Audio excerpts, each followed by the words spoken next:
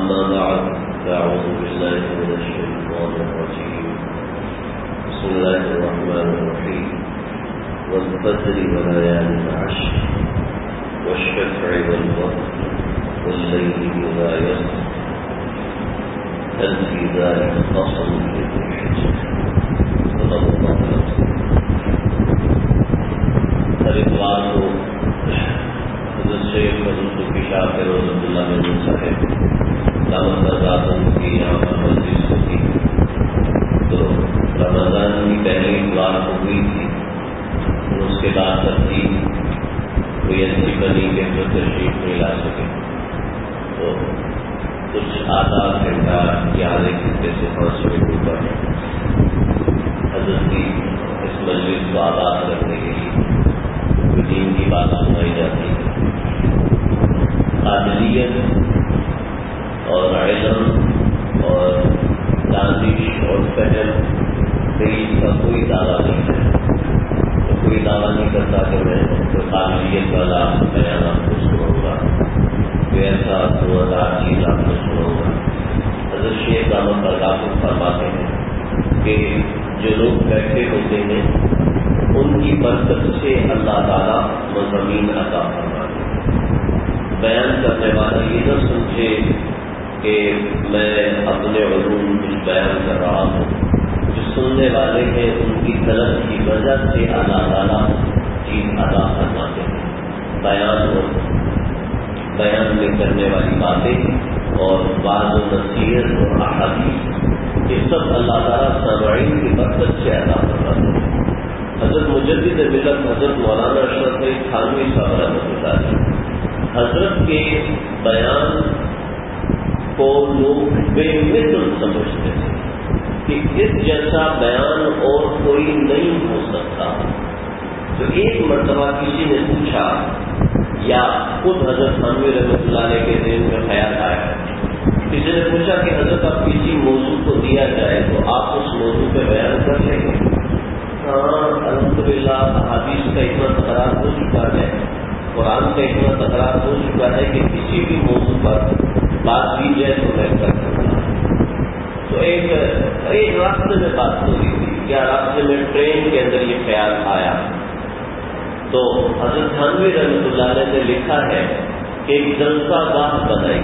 آج کل جلسہ گاہ ہوتی ہے، اس میں قاری القرا اور دوسرے قاری بڑے آ کر تلاوت کرتے ہیں، پھر نعتیں ہوتی ہیں، پھر 8-10 علماء کرام بیان فرماتے ہیں. تو آج کل یہ محفل ہوتی ہے. پہلے زمانے میں ایسا نہیں ہوتا تھا.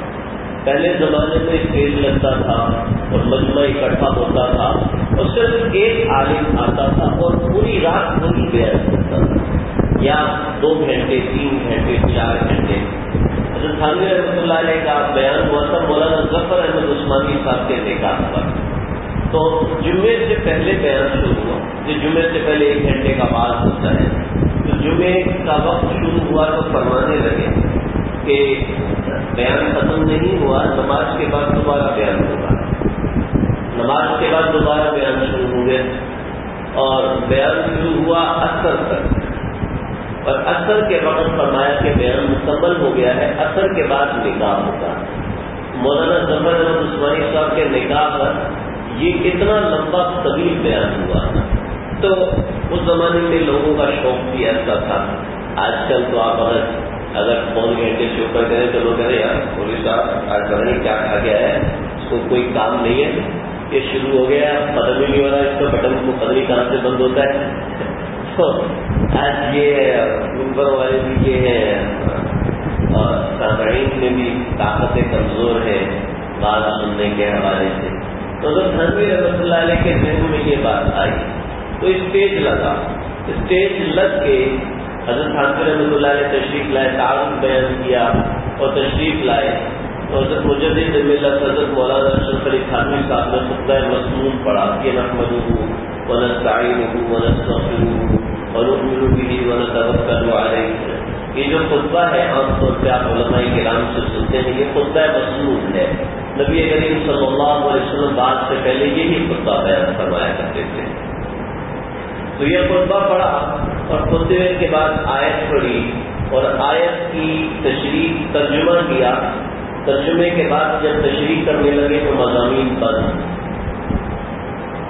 تو کہنے لگے صاحبوں، آج کل ہمارے نا محترم حضرات گرامی ہیں، ہم کہتے ہیں میرے بھائیوں، تو اس زمانے میں کہتے صاحبوں آج تو اس آیت کے اوپر بات دل میں نہیں آ رہا، میں دوسری آیت پر بات کرتا ہوں.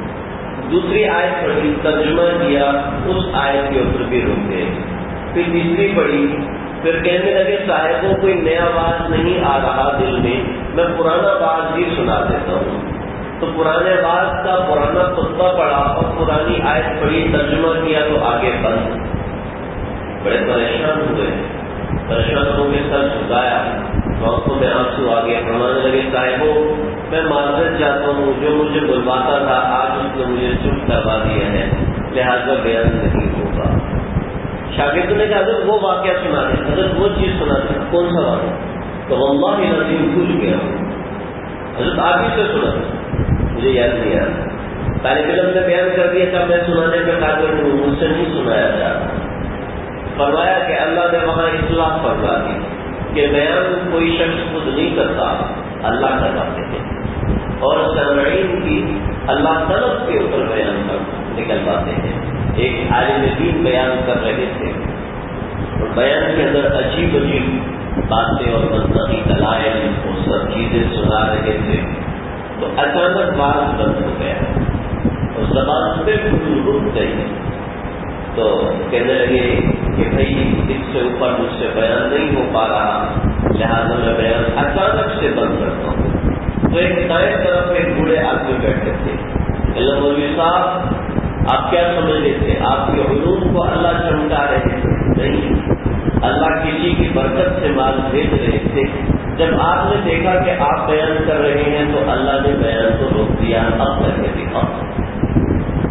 بھائی یہ اللہ تعالیٰ ہی کہلواتے ہیں اور سننے والوں کی وجہ سے اللہ تعالیٰ بات نکلواتے ہیں کہ سننے والوں کا فائدہ اس چیز میں ہوتا ہے. تو بولنے والا یہ نہ سمجھے کہ جی اس میں میرا کوئی کمال ہے.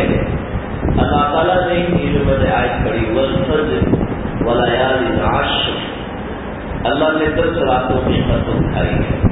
اس میں 2 روایتیں. ایک روایت میں بتا دوں 10 راتیں، یہ راتیں رمضان کی 21 سے لے کے رمضان کی 30ویں رات تک، یہ 10 راتیں 21ویں 22ویں 23ویں 24ویں 25ویں 26ویں 27ویں 28ویں 29ویں اور 30ویں. تو یہ 10 راتیں ہیں.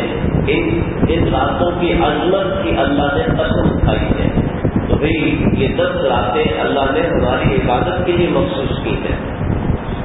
تو ان 10 راتوں کو سونے میں نہ گزارے، ان 10 راتوں کو اپنی مرضی کی زندگی میں نہ گزارے، ان 10 راتوں کو کچھ نہ کچھ عبادت کے اندر گزارے، کچھ جتنا ہو سکے. حضرت مولانا محمود اشرف عثمانی صاحب دعوت درگاہ کو وہ فرماتے ہیں کہ بھئی ان 10 راتوں میں کوئی ایک رات شب قدر ہے. فرماتے 10 کو چھوڑو، چلو 5 رکھ لو، 21ویں 23ویں 25ویں 27ویں 29ویں، ایک رات شب قدر ہے. تو ایسا کر لو، ایک رات میں 2 صلاۃ الحاجات کے نفل پڑھیں اور کچھ تھوڑا سا صدقہ کریں اور استغفار کریں اور کچھ تھوڑی سی عبادت کر لیں. تو 2 رکعت صلاۃ الحاجت پڑھیں گے تو یہ 83 سال اور کچھ ماہ، 83 سال کی صلاۃ الحاجت کا ثواب ملے گا. 83 سال کوئی صلاۃ الحاجت پڑھ سکتا ہے؟ 83 برس تک صدقہ کرنے کا ثواب ملے گا. کوئی کر سکتا ہے 83 برس؟ اپنی زندگی اس کی ہوگی. 83 برس تک استغفار کرنے کا ثواب ملے گا. کوئی کر سکتا ہے؟ نہیں کر سکتا. تو ان 10 راتوں میں کچھ 5-10 روپے صدقہ کر دیں، تھوڑی سی عبادت، تھوڑی سی تلاوت کر لیں اور تینوں کل پڑھ لیں کہ تین مرتبہ سورہ اخلاص پڑھ لیں کہ 3 مرتبے سورہ اخلاص کا ثواب پورے قرآن کے برابر ہے. تو 83 برس ایک قرآن مجید روزانہ ختم کرنے کا ثواب ملے گا. کتنا بڑا اجر ہے اور مختصر 10-15 منٹ کے اندر ختم ہو جاتا ہے. تو بھائی اس کی تھوڑی سی کوشش کریں. ایک چیز. دوسری چیز جو رمضان کے گناہوں کا میں نے پچھلے ہفتے ذکر کیا تھا یہ تو آج آخری رمضان کا بیان ہے، اس کے اندر میں ایک آخری بات کروں گا. اللہ تعالیٰ مجھے آپ کو سمجھنے والا عمل کرنے والا بنائے. میری بھی طبیعت صحیح ہے، میں بھی کوشش کر کے چند ایک چیزیں آپ حضرات کو سنا کے آج مختصر سے وقت نہیں ختم کروں. اپنی زبان کی حفاظت کریں. نبی کریم صلی اللہ علیہ وسلم نے فرمایا جب انسان صبح کے وقت اٹھتا ہے تو سارے کے سارے اعضاء زبان کے سامنے سوال کرتے ہیں، اے زبان اگر تو نے اپنے آپ کو سنبھال لیا تو ہماری مدد ہو جائے گی، اور اگر تو نے اپنے آپ کو بگاڑ دیا تو ہمارا بھی بیڑا غرق ہو جائے گا. لہذا تو اپنی حفاظت کرنا. اللہ نے تقریبی انتظام کیا ہے کہ اتنی خطرناک چیز ہے جس کو 32 خنجروں کے درمیان اللہ نے رکھا ہے. کوئی اپنی 2 خنجروں کے درمیان ہو چور بھی نہیں کرتا، آگے پیچھے نہیں ہوتا کہ بھائی آگے پیچھے اگر نہیں کرنا. اللہ نے اس کو اتنا خطرناک بنایا کہ اس کے آگے پیچھے 32 خنجر لگا دیے. 32 خنجر لگا دیے کہ ذرا بولتے وقت سوچ لینا کسی کا دل نہ دکھایا جائے. تو یہ زبان ممبر پر، یہ زبان تخت پہ چڑھاتی ہے اور تختہ بھی کرا دیتی ہے. تختہ پھانسی پر بھی چڑھا دیتی ہے، قتل بھی کروا دیتی ہے. یہ زبان اتنی خطرناک ہے. نبی کریم صلی اللہ علیہ وسلم کے بارے میں آپ نے سنا ہوگا کہ آج تک کسی سے انتقام نہیں لیا، کسی سے اپنی ذاتی انتقام نہیں لیا، کسی سے ذاتی انتقام نہیں کیا، کسی کو بددعا نہیں دی. لیکن 2 ایسے مردود بھی گزرے ہیں کہ جس نے نبی کا دل ایسے چھلنی کیا کہ آپ لوگوں کے لیے بددعا کر رہی ہے. فعلیک عتبۃ بن ولید. نبی کریم صلی اللہ علیہ وسلم حرم میں ہے. حرم میں آپ جانتے ہیں کہ سارے کفار حرم میں بیٹھے ہوتے تھے، وہیں پر سویا کرتے تھے، وہیں آرام کیا کرتے تھے، وہیں کھانا کھایا کرتے تھے. حرم کا بڑا تقدس تھا تو سارے کفار وہاں بیٹھے تھے. ابو لہب نے کہا اپنے بیٹے عتبہ سے، اے بیٹے محمد کی بیٹیوں کو طلاق دے دو ورنہ میں تمہیں آگ کر دوں گا. یہ آگ کرنا جائز نہیں ہے، ورنہ میں تمہیں آگ کر دوں گا. ام کلثوم کو طلاق دے دو، رقیہ کو طلاق دے دو. کھڑے ہوئے اور نبی کریم صلی اللہ علیہ وسلم کے سامنے آپ کو کھڑا کیا اور کہنے لگا مردود کہ میں تیری بیٹی کو طلاق دیتا ہوں. نکاح ہوا تھا، رخصتی نہیں ہوئی تھی. تیری بیٹیوں کو طلاق دیتا ہوں تمہارے اس عمل کی وجہ سے. آپ کا چہرہ سخت ہو گیا. آپ نے وہی دعا کری فعلیک عتبۃ بن ولید. اے اللہ عتبہ کو، عتیبہ بن ابی لہب کو اس کو پکڑ لے اور اس کے اوپر اپنے کتوں میں سے کتا مسلط کرتے ہیں. پھر کفار کو بھی ایسا یقین تھا لگے اب نہیں بچتا، اب یہ نہیں بچے گا کہ نبی کریم صلی اللہ کیا تھا؟ زبان کا زہر تھا. زبان کا ایسا بوجھ تھا جو پتھر کھانے کے باوجود بددعا نہیں دی، اور بیٹی کی طلاق کے اوپر بیٹی کا غم ایسا دل پہ آیا کہ فوراً زبان سے بددعا نہیں دی. ایک اور ہے ابو سفیان بن حارثہ. یہ آپ کا رشتہ دار ہے، پھوپھی کا بیٹا ہے. اربوں میں رشتہ داری بڑی کام کی ہوتی تھی، اپنے رشتہ داروں کو کچھ نہیں کہتے تھے. نبی کریم صلی اللہ علیہ وسلم کی پھوپھی کا بیٹا ابو سفیان بن حارث. نبی کریم صلی اللہ علیہ وسلم کے پاس لوگ آئے اور کہنے لگے، پہلے نے سوال کیا کہ آپ یہ بتائیے کہ اصحاب کہف کون تھے؟ یہ سارے طرف دوڑتے تھے یہودیوں کے پاس، اور یہودیوں کو کہنے لگے ہمیں کوئی نشانی بتاؤ کہ ہم محمد صلی اللہ علیہ وسلم کا امتحان دینا چاہتے ہیں، آپ ہمیں نشانی بتاؤ. ٹھیک ہے، نشانی یہ ہے کہ آپ ان سے 3 سوال کرو. پہلا سوال یہ کرو کہ اصحاب کہف کون تھے. دوسرا سوال یہ کرو ذوالقرنین کون تھا. اور تیسرا سوال کرو کہ روح کیا چیز ہے. یہ 3 سوال نبی کریم صلی اللہ علیہ وسلم سے کرو. 2 سوالوں کے جواب تفصیل سے دیے اور تیسرے کے بھی تفصیل دینا شروع کر دی تو سمجھ لو جھوٹا ہے. اور اگر 2 کے تفصیلی جواب دے اور تیسرے کا جواب مختصر دے اور کہے کہ میں جواب نہیں دے سکتا، اگر یہ کہتا ہے تو اس کا مطلب ہے وہ سچا ہے. تو یہ توڑتے ہوئے کہتے ہیں وہ پڑا جائے گا. اب تو پکڑا جائے گا کسی نہ کسی گل سے کہ ایک سوال ہے اس کے آگے 2 تیر لگے ہوئے لگے. آپ صلی اللہ علیہ وسلم کے پاس آئے، محمد 3 سوال ہے کرو. ذوالقرنین کون ہے؟ قرآن مجید میں 2 رکوع ذوالقرنین کے لیے بتا دیے. یسألونک عن ذی القرنین، جس سے ذوالقرنین کے بارے میں سوال کرتے ہیں. قل سأتلو علیک ذکرہ، میں ابھی بتاتا ہوں یہ کون تھا. پھر وہ بتایا کہ وہ بین السدین سے اٹھا اور یہاں سے یہاں تک اس نے مشرق سے مغرب تک حکومت کی، اور اس کے بعد یاجوج اور ماجوج آئے اور یاجوج اور ماجوج کے درمیان سلسلہ سکندری قائم کر دی کہ یاجوج اور ماجوج اس کے پیچھے ہو گئے. اتنی بڑی سلطنت اس نے قائم کی تھی. ذوالقرنین یہ سکندر اعظم کہلایا. یہ ہے ذوالقرنین. 2 رکوع پورے قرآن مجید میں لکھے ہیں، بڑی تفصیل ہے. اصحاب کہف کون ہے؟ اصحاب کہف کے بارے میں اللہ نے 3 رکوع اتار دیے.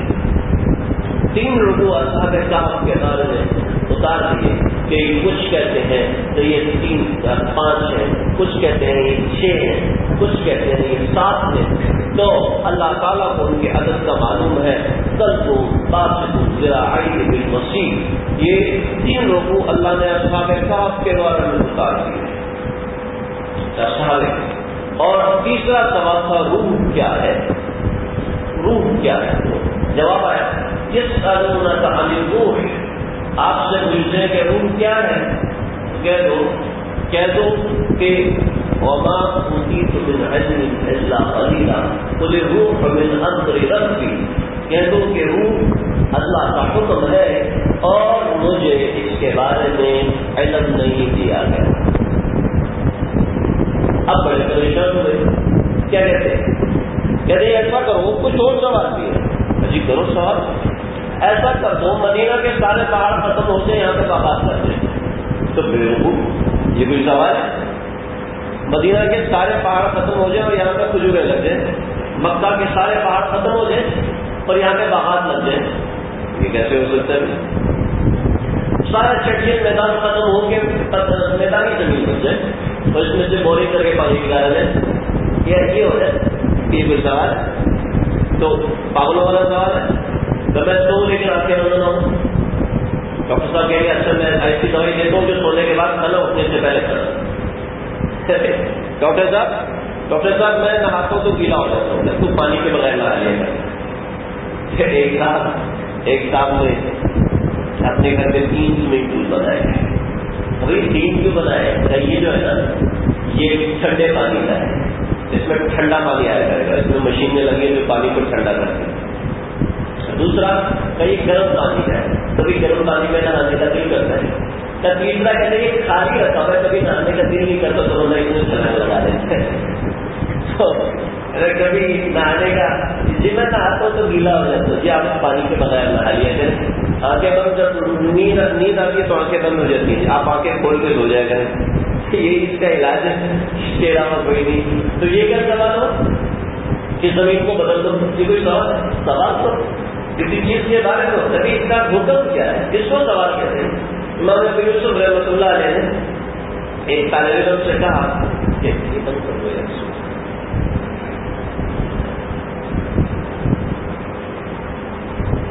ایک طالب علم سے کہا کہ بیٹا سوال تو نصف علم ہوتا ہے، آپ تو سوال ہی نہیں کرتے ہو.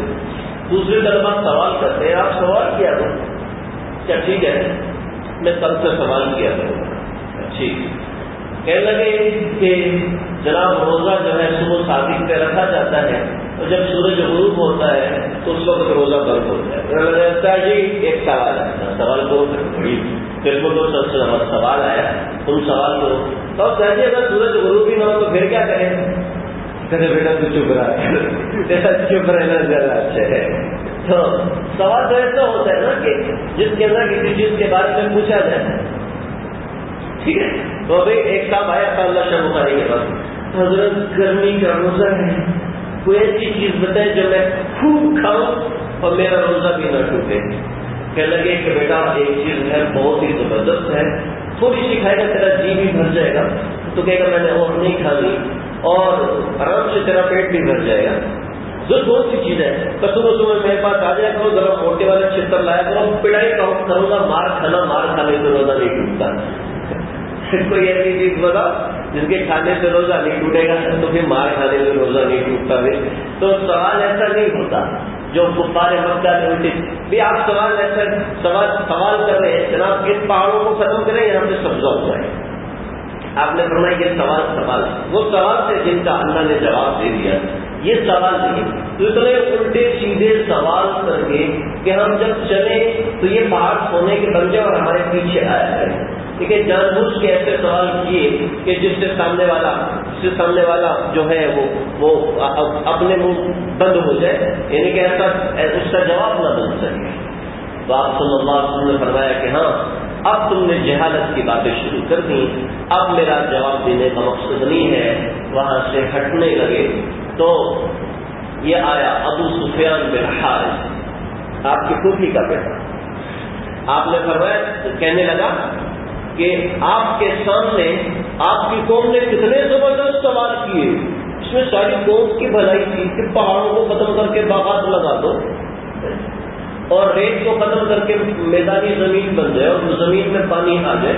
کتنے معقول سوال کیے اور آپ نے ایک کو بھی نہیں مانا. اب ایسا کرو, یہ طنز ہے, اب ایسا کرو کہ آسمان پہ 4 فرشتوں کو میرے سامنے بھیجو اور وہ ایک پرچہ لے کر جائے, اور پرچہ لے جا کر اللہ تعالیٰ سے لکھوا کے لائے کہ محمد صلی اللہ علیہ وسلم یہ اللہ کے نبی ہیں, اور نیچے اللہ کا دستخط ہو اور اوپر اللہ کی مہر لگی ہو, اور تب بھی ابو سفیان بن حارث تجھے نبی ماننے کو تیار نہیں ہوگا. اس بات کو 16 برس گزر گئے. 7 نبوی کا واقعہ ہے, اور 7 نبوی کے بعد 13 نبوی کو آپ صلی اللہ علیہ وسلم نے ہجرت کی, اور پھر اس کے بعد 8 برس گزر گئے. تو یہ 6 اور 8 14 برس. 14 برس گزر چکے ہیں. 14 برس کے بعد ابو سفیان بن حارث یہ آیا اور کہنے لگا کہ میں اسلام قبول کرنا چاہتا ہوں. دیکھیں وہ نبی جو طوفان چل رہا ہے, تو طوفان چل کے ابو جہل کا دروازہ کھٹکھٹایا. ابو جہل کا دروازہ کھٹکا تو کہنے لگا اس طوفان میں کسی نے مجھ جیسے سخی کو بلایا ہے, اس طوفان میں کسی نے مجھ جیسے سخی کو بلایا ہے, مجھے میری جان کی پسند جو مانگے گا میں اس کو پورا کروں گا. دروازہ کھولا تو نبی کریم صلی اللہ علیہ وسلم کھڑے تھے اور کہہ رہے تھے ابو جہل آج تو تم کلمہ پڑھ لے کہ تم نے قسم کھا دی ہے کہ جو میرے دروازے پر ہوگا وہ میری جان بھی مانگے گا تو میں دے دوں گا. کہنے لگے یہ مجھ سے نہیں ہوتا. جو نبی طوفانوں میں لوگوں کے پیچھے جائے, لوگوں کے پیچھے جا کر ان کو کلمہ پیش کرے, اور ایک اس کے دربار میں آیا بلال, یہ حضرت وحشی رضی اللہ عنہ یہ آئے ہیں آپ کے دربار میں. کیسے آئے؟ گھوڑے کے اوپر. سب کو پتا ہے کہ نبی کریم صلی اللہ علیہ وسلم وحشی کا ذکر نہیں سن سکتے, سنتے ہی غصہ آ جاتا ہے. فرماتے ہیں کہ اس نے میرے چچا کو بے دردی سے شہید کیا تھا, سینہ چاک کر کے اندر سے کلیجہ نکالا. آپ صلی اللہ علیہ وسلم کے چچا حضرت حمزہ آپ صلی اللہ علیہ وسلم کی عمر کے تھے, اور آپ کے بچپن کے جگری یار تھے, لیکن ایک ساتھ ایک ہی عمر تھی اور ایک ساتھ پلے بڑے تھے, ایک ساتھ کھیلا تھا, دودھ شریف بھائی بھی تھے, چچا کے ساتھ بڑی محبت تھی, بچپن کا ساتھ تھا حضرت حمزہ کے ساتھ تھا, اور صرف ایک آپ کے خاندان کا آدمی تھا جو آپ کے ساتھ ہجرت کر کے آیا, اور وہ تھے حضرت حمزہ رضی اللہ تعالیٰ عنہ. ابو طالب کا بھی انتقال ہو گیا تھا, حضرت خدیجہ کا بھی انتقال ہو گیا اور کوئی آپ کے خاندان کا نہیں تھا سوائے حضرت حمزہ کے. حضرت حمزہ ساتھ تھے. حضرت حمزہ کو اس بے دردی سے شہید کیا آپ وحشی کا ذکر بھی نہیں سن سکتے تھے. وحشی آیا, اس نے یہ کپڑا ڈالا منہ پر, ایسے منہ پہ کپڑا ڈالا اور منہ پہ کپڑا ڈال کر وہ مدینہ پہنچے اور مسجد النبوی کے اندر چھلانگ لگائی اور کپڑا چہرے سے ہٹا کے کہنے لگا اشہد ان لا الہ الا اللہ واشہد انک رسول اللہ. یہ کلمہ پڑا, ٹھک ٹھک ٹھک سارے صحابہ نے تلواریں نکال لی, سب تلواریں نکل کے ابھی حکم ہوگا وحشی کو قتل کریں. فوایا دعوہ, چھوڑ دو. لا اسلام رجل واحد, ایک آدمی کا اسلام لے کر آنا, ایک آدمی کا اسلام قبول کرنا احب الیہ من قتل الف کافر, مجھے 1000 کفار کو قتل کرنے سے زیادہ پسند ہے کہ ایک آدمی مسلمان ہو جائے. اور دل کتنا دکھا ہوا تھا, کتنا زخمی تھا کہ آپ نے کہا وحشی, آپ نے وحشی سے پوچھا وحشی مجھے بتا میرا چچا تو بڑا بہادر تھا, تو نے ان کو کیسے شہید کر دیا؟ کہنے لگا یا رسول اللہ بات یہ تھی کہ مجھ جیسا بزدل حضرت حمزہ کو دیکھ کر بے ہوش ہو جاتا تھا, تو میں حضرت حمزہ کو کیسے قتل کر سکتا تھا؟ مجھے ہندا نے کہا تھا کہ سب سے پہلے جاؤ برچھا لے کر نبی کریم صلی اللہ علیہ وسلم کی طرف پہلے ان کا کام تمام کرو, اگر وہ نہ آئے تو علی کا کام تمام کرو, اگر وہ نہ آئے تو میرے بھائی کے قاتل حمزہ کو نہیں چھوڑنا, میرے باپ کے قاتل حمزہ کو قتل کرنا. میں جب آیا تو میں نے دیکھا آپ کو تو چاروں طرف سے گھیرا ہوا ہے, ایک طرف عمر بن خطاب کھڑا ہے, میری تو ویسے ہی حالت خراب ہوگی, ایک طرف ابو بکر صدیق کھڑے ہیں, ایک طرف ابو عبیدہ بن جراح کھڑے ہیں, ایک طرف یہ ایک طرف یہ, مجھے کوئی موقع نہیں تھا آپ کے قریب آنے کا, تو میں تو وار نہیں کر سکتا تھا آپ کے اوپر. میں پھر تلاش میں نکلا حضرت علی کی, حضرت علی کی تلاش میں نکلا, لیکن حضرت علی کو اللہ نے ایسی کرامت عطا فرمائی تھی کہ یہ تلوار آگے چلا رہے ہوتے تھے, دھیان پیچھے بھی ہوتا تھا. پیچھے چلنے والا تھی آرام سے تلوار مار کے روک دیا کرتے تھے کہ تلوار آگے سے چلاتے تھے, دھیان چاروں طرف ہوتا تھا, اور جنگ میں چاروں طرف نہیں 6 طرف ہوتا تھا, اوپر بھی اور نیچے بھی, کوئی نیچے سے وار نہ کر دے, کوئی اوپر سے وار نہ کر دے. یہ ناممکن ہے کہ انسان سامنے دیکھے اور اس کا دھیان ادھر بھی ہو, پیچھے بھی ہو, اوپر بھی ہو, نیچے بھی ہو. لیکن جو جنگوں کے عادی ہوتے ہیں وہ اس حساب سے حساس ہو چکے ہوتے ہیں, جن کو چھٹی حص وہ ان کی اتنی بیدار ہو چکی ہوتی ہے کہ ان کو بغیر آواز کے صرف ہوا کے ٹکراؤ سے محسوس ہو جاتا ہے کہ میرے پیچھے دوست نہیں آیا, میرے پیچھے دشمن آ چکا ہے. تو یہ میں تو اس چیز کو سمجھتا نہیں تھا. تو ہمارے ایک رشتے دار ہیں, وہ بڑے اوپر تک گئے تھے, فٹ بال کھیلتے تھے, فٹ بال کھیلتے کھیلتے اوپر تک گئے تھے. تو وہ کہتے تھے کہ جو ہماری قومی ٹیم ہے نا, قومی ٹیم کے جو پلیئر ہیں جو فٹ بال کھیلتے ہیں, ان کے آپ دائیں سے چلے جائیں, بائیں سے چلے جائیں, آگے سے چلے جائیں, پیچھے سے چلے جائیں, چھپ کے وار کریں, آپ اس سے فٹ بال نہیں کھینچ سکتے. ہمیں تو کھیلنی نہیں آتی, آپ اس سے فٹ بال نہیں چھین سکتے کیونکہ ان کا دھیان چاروں طرف ہوتا ہے. آپ پیچھے سے دوڑتے ہوئے بغیر آواز کے ایسے بوٹ پہنے کہ جو کارپیٹ والی گھاس ہوتی ہے اس میں پتہ نہیں چلے کہ آپ کے چلنے دوڑنے کی آواز, لیکن ان کو پتہ چل جائے گا پیچھے سے آ رہا ہے اور وہ آپ کو فٹ بال نہیں چھیننے دے گا, وہ آنکھیں بند کر کے آپ سے چھین لے گا, آپ آنکھیں کھول کے اس سے نہیں چھین سکتے فٹ بال. تو وہ حساس ہو چکے ہوتے ہیں. تو حضرت علی کو بھی اللہ نے یہی مقام عطا فرمایا تھا کہ وہ آخر تک تلوار کے وار سے محفوظ رہتے تھے کہ اللہ نے ان کو ایسی حساسیت عطا فرمائی تھی. حضرت علی جب تلوار چلاتے تھے وہ چاروں طرف سے غافل نہیں ہوتے تھے. میں نے کہا کہ ادھر بھی میرا کام نہیں بنے گا, تو میں آیا حضرت حمزہ کی طرف. حضرت حمزہ دونوں ہاتھوں سے تلوار چلا رہے تھے, دونوں ہاتھوں سے تلوار چلا رہے تھے, اور ایک آدمی آیا ہر میں مبارک تعال الیہ یا ابن القتل, اے قتل کرنے والی کی اولاد, ایک تلوار ماری. کہتے ہیں کہ حضرت حمزہ کی تلوار اتنی تیز تھی کہ تلوار گردن کے اندر سے گزر جاتی تھی, گردن بعد میں گرتی تھی, اتنی تیز تلوار چلائی. جب یہ تلوار چلا کے مڑے تو مجھے موقع مل گیا, میں پتھر کے پیچھے کھڑا تھا, میں نے برچھا مارا جس نے حمزہ کے جگر میں لگا اور پار ہو گیا. مجھے یوں دیکھا مجھے جب یوں دیکھا تو میں نے کہا میں تو گیا تھی، میں کہا تو خیر نہیں آج حضرت حمزہ نے مجھے دیکھا لیکن وہ ایک قدم آگے بڑھے اور میں 2 قدم پیچھے گرا، لیکن پتہ چلا کہ ان کو خون کی الٹی آئی اور وہیں پر گر کے شہید ہو گئے۔ تو آپ یہ واقعہ سن کے رونا شروع ہو گئے۔ فرمایا کہ وحشی ایک احسان میرے ساتھ کر، یا رسول اللہ فرمائی تو میرے سامنے نہ آیا کرنا کہ تجھے دیکھ کے مجھے اپنا چچا یاد آ جاتا ہے، تو میں برداشت نہیں کر پاتا ہوں، تو مجھ پر احسان یہ کر کے میرے سامنے نہ آیا کرنا۔ تو یہ چچا کے قاتل کے ساتھ یہ حال ہے۔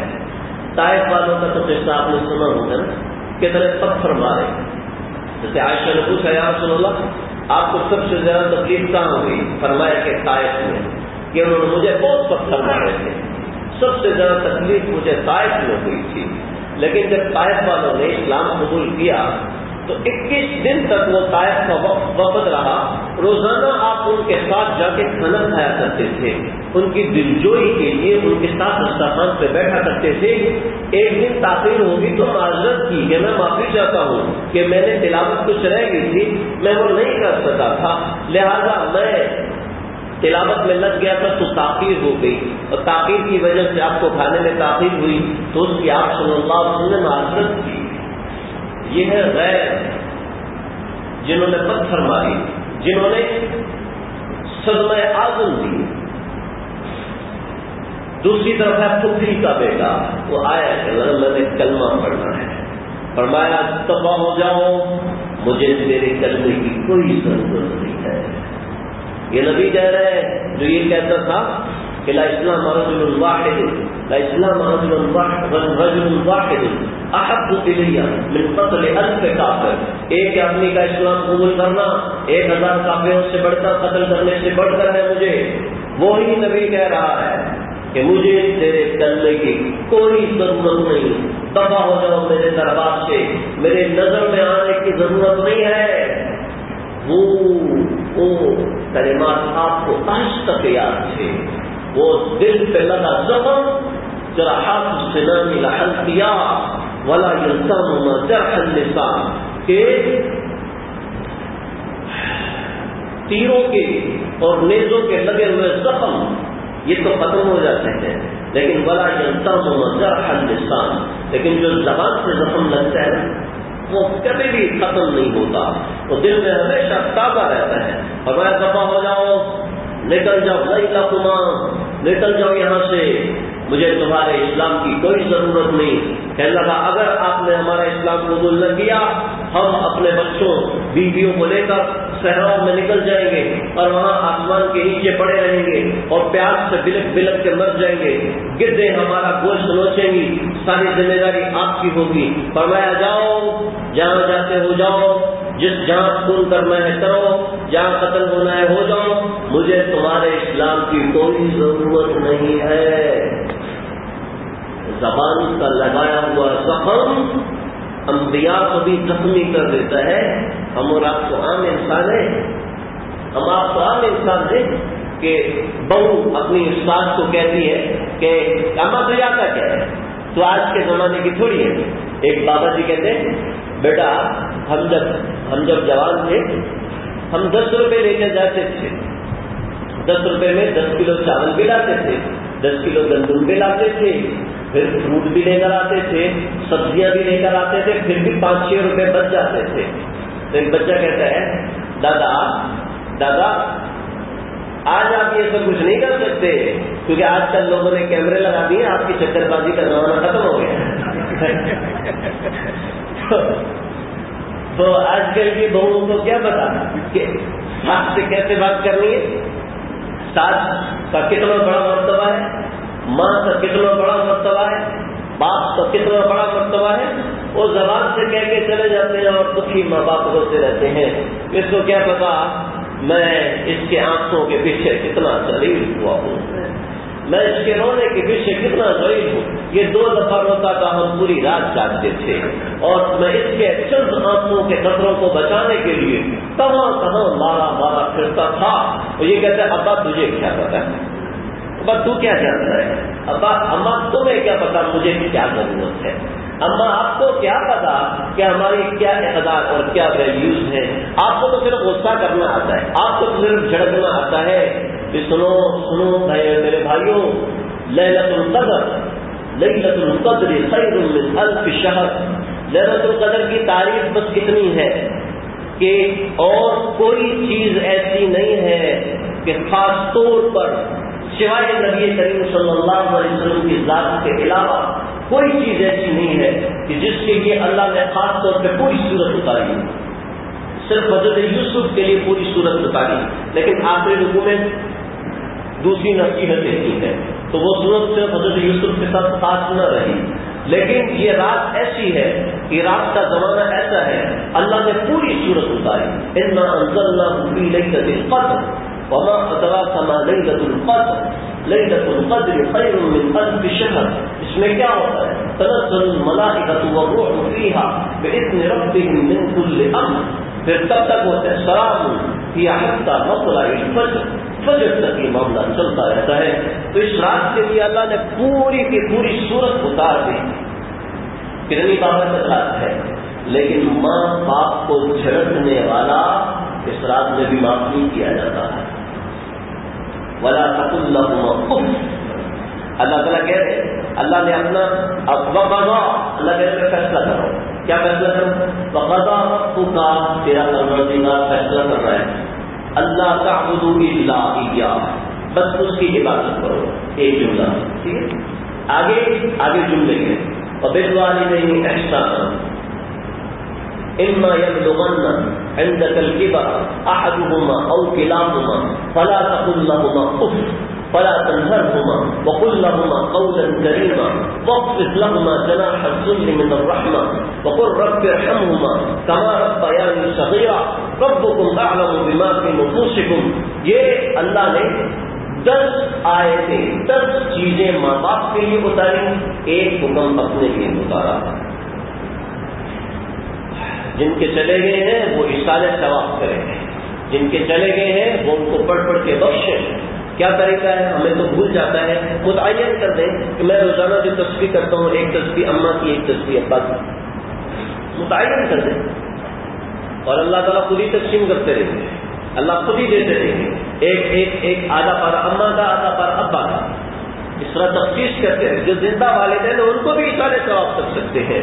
تو بھائی والدین کا بڑا مقام ہے، یہ مقام اور عظمت نہ سمجھنے کی، دیکھیں ان کی عظمت کتنی بڑی ہے۔ اللہ نے اپنی عظمت میں ایک جملہ بولا، والدین کی عظمت میں 10 جملے بولے۔ اب والدین پر غصہ آتا ہے، حضرت مجدد ملت حضرت مولانا اشرف علی تھانوی صاحب رحمۃ اللہ علیہ فرماتے ہیں غصہ 2 لوگوں پر آتا ہے، ایک وہ لوگ جو اپنے برابر کے ہیں اور ایک وہ لوگ جو اپنے سے حقیر ہیں، ان دونوں پر غصہ آتا ہے۔ اپنے سے بڑے پر کسی کو غصہ نہیں آتا۔ ایک مثال دے دو، کسی کو کبھی کسی صحابی پر غصہ آیا؟ کیوں نہیں آتا؟ دل میں اس کی عظمت ہے، دل میں ان کی بڑائی ہے۔ جس کی دل میں بڑائی ہوتی ہے اس پہ غصہ کبھی نہیں آتا، چاہے اس کا کام سخت ہو یا نرم ہو، اس پہ کبھی بھی غصہ نہیں آتا۔ ہاں دل میں بغض ہو تب غصہ آتا ہے، جب ماں باپ کی عظمت دل میں نہیں ہوگی، یا تو ان کو اپنے سے حقیر سمجھ رہے ہیں یا ان کو اپنے سے برابر سمجھ رہے ہیں، اس وجہ سے والدین پر غصہ آ رہا ہے۔ بھلے سے وہ قصوروار ہے، بھلے سے وہ قصوروار ہے، بھلے سے انہوں نے قصور کیا ہے، اس کا طریقہ کار ہے، وہ پوچھا جائے۔ ایک صاحب میرے پاس آئے اور کہنے لگے کہ میں ایسے کر رہا ہوں۔ میں نے کہا بھائی قدوری کے اندر 90,000 مسائل لکھے گئے، یہ ہماری مسائل کی سب سے چھوٹی کتاب ہے۔ اس کے علاوہ 8 لاکھ مسائل امام ابو حنیفہ نے اپنے زمانے میں مدون کروائے، 9 لاکھ مسائل امام ابو حنیفہ نے اپنے زمانے میں مدون کروائے تھے، ملا علی غاری کرواتے ہیں۔ 9 لاکھ مسائل اس وقت تھے، اور 90,000 مسائل قدوری جو سب سے چھوٹی کتاب ہے، بدایہ سنایا شامیہ اور رد المختار اور رد المحتار اور عالمگیریہ، اور یہ بڑی بڑی کتابیں، ان کے مسئلے کتنا شروع کریں آج تک کسی نے گنے نہیں ہیں کہ ان کے اندر لاکھوں مسائل لکھے ہیں۔ لیکن میں آپ کو منبر پر بیٹھا ہوں اور دین کی بات بتا رہا ہوں، رمضان کا مہینہ ہے، افطار سے پہلے کا وقت ہے، آپ میری بات کی کسی بھی مفتی صاحب سے تصدیق کر لیں، شریعت میں کوئی ایک مسئلہ بھی نہیں لکھا ہوا کہ اس وجہ سے ماں باپ سے سخت لہجے میں بات کر سکتے ہیں. ایک مسئلہ نہیں لکھا لاکھوں ہزاروں مسائل کے اندر، ایک مسئلہ ایسا نہیں لکھا کہ اس وجہ سے ماں باپ سے سخت بات کر سکتے ہیں. ایک مسئلہ والدین منتخب ہو جائے گا اس دن، پھر بھی سخت بات نہیں کر سکتے. والدین آپ کا حق کھا رہے ہیں، پھر بھی سخت بات نہیں کر سکتے. میری بات کی تصدیق، اس مسئلے کی تصدیق میری بات نہیں ہے، شریعت کا مسئلہ ہے، آپ کہیں سے بھی کرا سکتے ہیں. بھائی اتنی عظمت ہے، اگر میری زبان ان کے سامنے پہ لگام ہو رہی ہے، میری زبان ان کے سامنے گستاخانہ جملے بول رہی ہے، باقی کسی بھی وجہ سے ہے، بھائی یہ قابل مواخذہ ہے. اللہ کو اس میں بہت غصہ آتا ہے کہ ایک سیکنڈ میں اللہ کے 10 احکامات کو توڑ رہا ہے. تو والدین کی عظمت اتنی بڑی ہے، والدین کی عظمت کتنی زیادہ ہے. میں یہ کہہ رہا تھا کہ والدین کے سامنے زبان کھول دینے سے جب ان کا دل دکھے گا، بھائی دل ان کے ساتھ بھی لگا ہوا ہے. جب نبی کا دل دکھ سکتا ہے تو والدین تو اس کے بہت نیچے ہیں. ایک اور سنانا تھا حضرت عائشہ رضی اللہ عنہ کے بارے میں، یہ باتیں درمیان میں آ گئی. تو بھائی رمضان میں خاص طور پہ اپنی زبان غیبت کا بتانا تھا، لیکن ابھی موقع نہیں ہے. زبان کو بد اخلاقی سے بچائیں.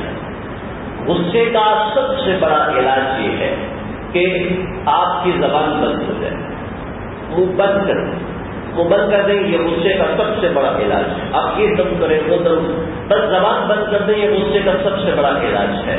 غصے کا سب سے بڑا علاج ہے. کچھ وقت کے بعد آیا ہی کرے گا. بھائی رمضان کا مہینہ باقی رہے، کچھ دن باقی رہے، گنتی کے 5-6 دن ہیں. تو بھائی اس کے اندر بد اخلاقی جو زبان کا سب سے بڑا گناہ ہے، ہمارے دین کی بنیاد ہے. آپ نے فرمایا کہ قیامت کے دن میری امت کی 90 صفیں ہوں گی، 90 صفیں ہوں گی. پہلی صف میں تو نبی کریم صلی اللہ علیہ وسلم ہوں گے نا. نبی کریم صلی اللہ علیہ وسلم کے سب سے زیادہ قریب کون ہوگا؟ اور میں وہ ہوگا جس کے اخلاق اچھے ہوں. اور اخلاق کا تعلق یہ بات ہے، یہ زبان سے. اخلاق کا تعلق زبان سے، دل سے بھی ہے، لیکن اس کا اظہار زبان سے ہوتا ہے. بھائی اس کو نرم کریں، اس کے معاملے میں بڑی فکر رکھی جائے. آگے غیبت ہے، آگے بہتان ہے، آگے بعض لوگ کہتے ہیں یہ بات تو میں فلاں کے سامنے کر سکتا ہوں تو یہ غیبت تو نہ ہوئی. پھر فلاں کے سامنے کرنے سے اگر اس کو تکلیف ہوتی ہے تو یہ غیبت ہے. اور یہ جو آپ بات کر رہے ہیں کہ میں تو اس کے منہ پہ بھی کر دوں گا، تو یہ تو آپ انتہائی گھٹیا حرکت کے اوپر، یہ شخص انتہائی گھٹیا حرکت کے اوپر جڑی ہو رہا ہے کہ میں اس کے منہ، مجھے اتنی شرم نہیں ہے میں اس کے منہ پہ بھی تھوک دوں گا، میں تو اس کے منہ پر بھی اس کا یہ ایپ بیان کر سکتا ہوں. اس کا مطلب ہے کہ آپ ایپ خراب ہونے کے ساتھ بے عقل کی، آپ غیبت کرنے کے ساتھ بے وقوف کی. ہارون رشید کے پاس ایک آدمی آیا، کہنے لگا حضرت میں بڑا صاحب جلال آدمی ہوں. کہتا ہے جھوٹ بولتے ہو، صاحب جلال آدمی ہوں. میں نے تو سنا تو ان پڑھ ہے جاہل. تو کیا ہو گیا؟ نبی کریم صلی اللہ علیہ وسلم کو بھی تو لکھنا نہیں آتا تھا، مجھے لکھنا نہیں آتا، تو اس میں کون سی بڑی بات ہے؟ اچھا. لیکن میں نے آپ کے بارے میں سنا ہے کہ آپ کو شعر بھی نہیں کہنا آتا، اور آپ کہہ رہے ہو کہ میں بڑا موذب اور بلیغ آدمی ہوں. پہلے کہ اس میں کون سی بری بات ہے؟ وہ تو نبی کریم صلی اللہ علیہ وسلم کو بھی شعر نہیں آتا تھا. کہنے لگے میں تو پہلے آپ کو صرف ان پڑھ سمجھتا تھا، صرف یہ سمجھتا تھا کہ آپ شاعر نہیں ہیں، لیکن اب مجھے ایک اور چیز کا بھی پتہ چل گیا کہ آپ بہت بڑے احمق اور بیوقوف بھی ہیں، بہت بڑے احمق اور بیوقوف بھی ہیں. نبی کریم صلی اللہ علیہ وسلم کو پڑھنا نہیں آتا تھا، یہ تو آپ کا فن تھا، یہ تو آپ کی ایک شان تھی کہ ان پڑھ ہونے کے باوجود پورا قرآن سنا دیا. ان پڑھ ہونے کے باوجود وہ جو اپنی بچیوں کو زندہ دفن کر دیا کرتے تھے، ان کی سلطنت ایران اور فارس اور شام اور روم تک پہنچا دی، ان کو فاتح اعظم بنا دیا. یہ تو آپ کی شان تھی ان پڑھ ہونے کے بعد. اور تیری کون سی شان؟ تو کوئی کہے نبی کریم صلی اللہ علیہ وسلم ان پڑھ تھے لہٰذا ہم اپنے بچوں کو نہیں پڑھایا کریں گے. آپ کہیں مولوی ایسے مولوی کو سب سے پہلے رجم کریں گے، جیسے مولوی کو سب سے پہلے پھانسی چڑھاؤ جو ہمارے بچوں کو وہاں پہ جوڑ رہا ہے. بھائی نبی کریم صلی اللہ علیہ وسلم کا یہ معجزہ تھا کہ آپ کو شعر نہیں آتا، لیکن ایسا کلام کہا جا رہا ہے جو وزن شعری کے برابر ہے. الحاقہ ملحاقہ وما ادراک ملحاقہ کذبت ثمود وعاد بالطاغیہ واما ثمود فاهلكوا بالطاغیہ. یہ دیکھیں آخری جملہ بالکل مل رہا ہے. القاریہ ملقاریہ وما ادراک ملقاریہ یوم یکون الناس کالفراش المبثوث وتكون الجبال كالعهن المنفوش.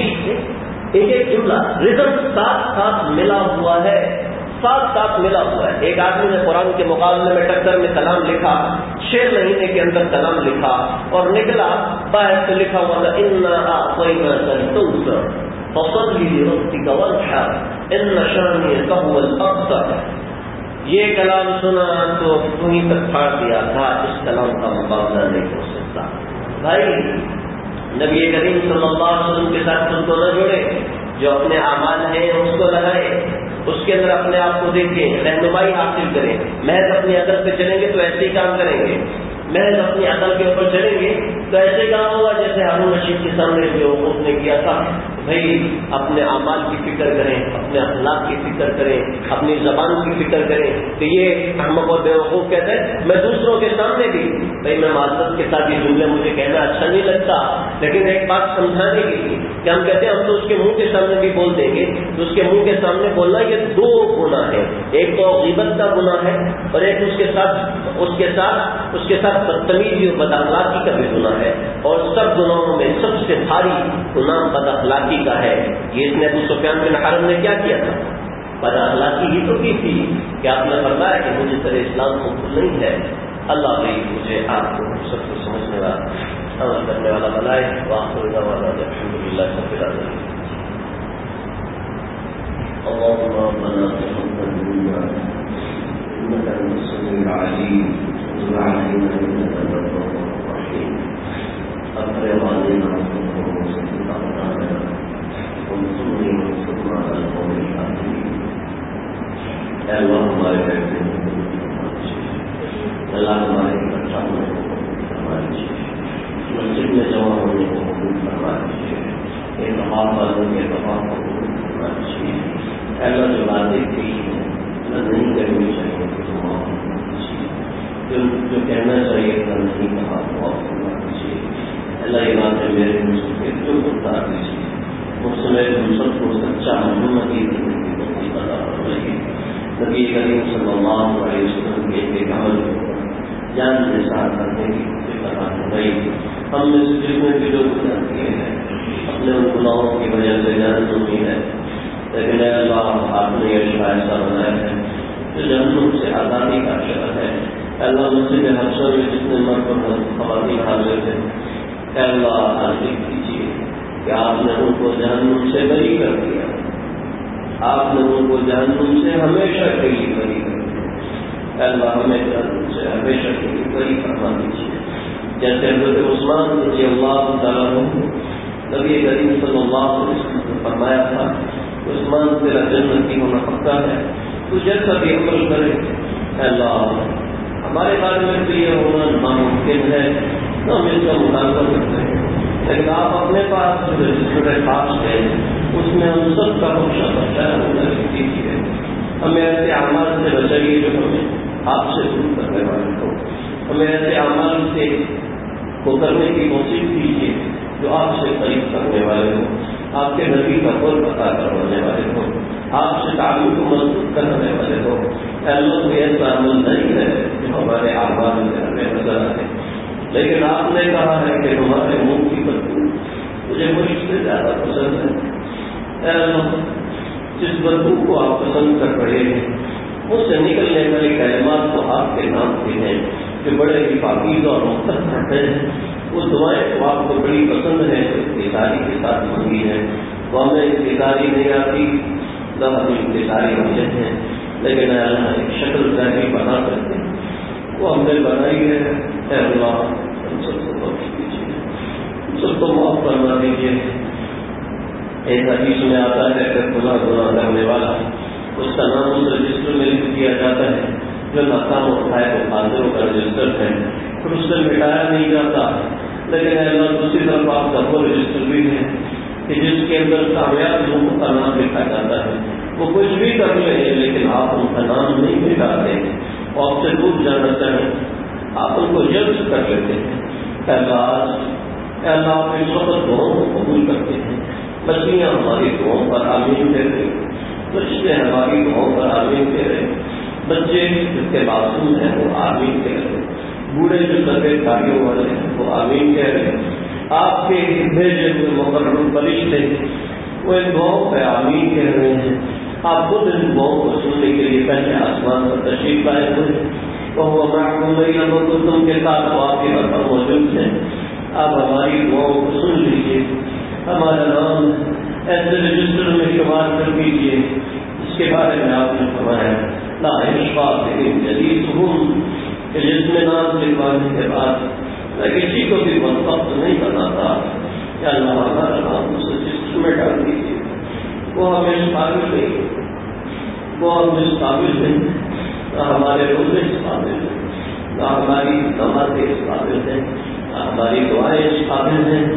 اللہ آپ کو لذت اعتراف حسن بہت پسند ہے، اسی کے حصول میں ہمیں معاف فرما دیجیے۔ یہ بوڑھوں کی دعاؤں پر آمین کہنے پر اللہ ہمیں معاف کر دیجیے، اللہ فرشتوں کی آمین پر ہمیں معاف فرما دیجیے۔